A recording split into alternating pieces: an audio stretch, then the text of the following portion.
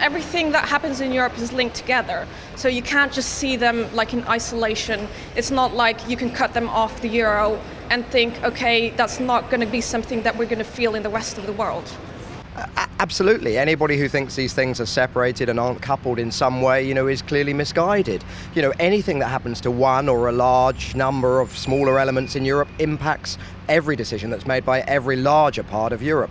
For the UK, our referendum's going to be based on what UK people think it means to them. And when they see some of the activities in Greece and the following on implications of that, they're definitely going to be linking those two things together. If we're talking about the European Union, we should all be one.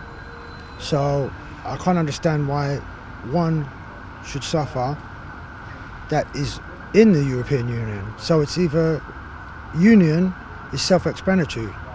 It means union. That means Altogether. altogether. If it's union, it means everybody. So their suffering is our suffering as well. It does raise questions about whether we should leave the EU.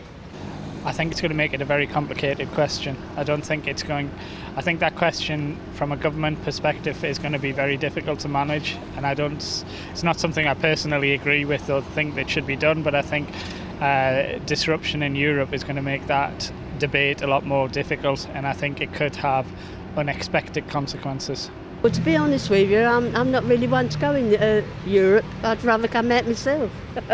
This country's not been the same since we went in it, I don't think.